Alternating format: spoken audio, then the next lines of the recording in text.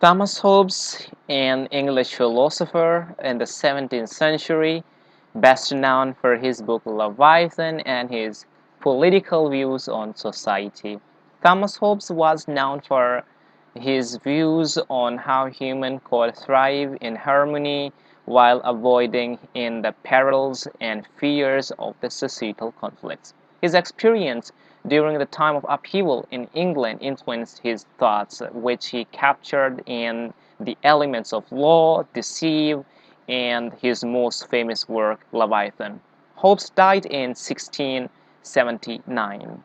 Thomas Hobbes was born in Westport, adjoining Malmesbury, England, on April 5, 1588.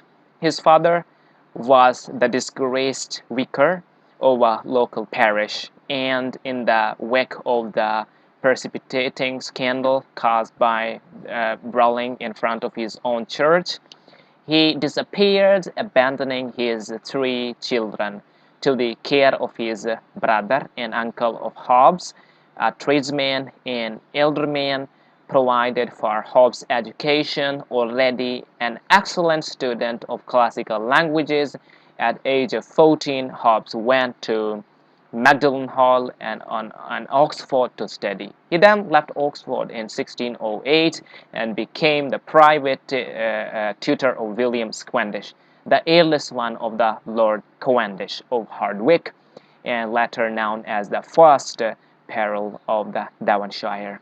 In 1610, Hobbes traveled with William Hardwicke to France, Italy, and Germany, where he met other leading scholars of the day, such as Francis Bacon and Ben Jonson.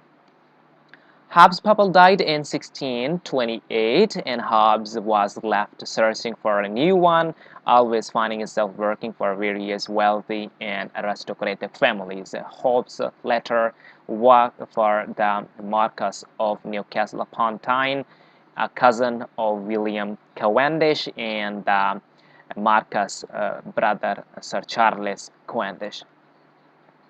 In 1631, while again tutoring a young Cavendish, Hobbes' philosophy began to take form, and his short tract on first principle appeared.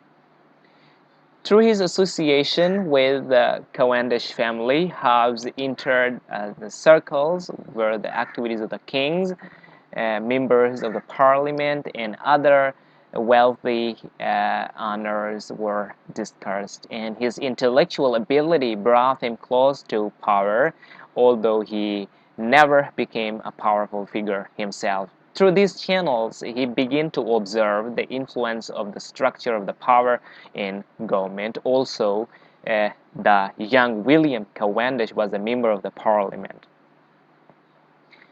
and Hobbes would have sat in on various parliamentary debates. In late 16th century, Hobbes began linked with the royalists in disputes between kings and the parliament, as the two functions and conflict or scope of kingly powers, especially regarding raising mines for armies.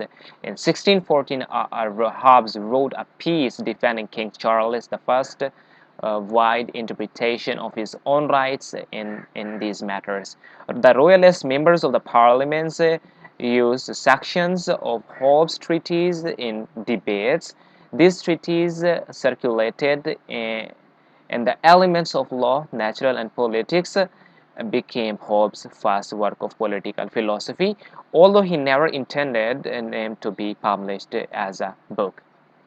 The conflict then culminated in English Civil War, which led to the king being executed and republic being declared, and Hobbes left the country to preserve his personal safety, living in France from 1614 to 1651. Hobbes had never been trained in mathematics or the sciences of Oxford, nor previously at Wiltshire, but one branch of the Cavendish family, the Welbeck, are the scientifically and mathematically minded, and Hobbes' growing interest in this realm was inspired mainly through his association with certain family members and through various conversations he had and reading he had gone on the continent. In 1629 or 1630, he reported that Hobbes found a volume of Euclid and love with geometry and Euclid methods of demonstrating theorems.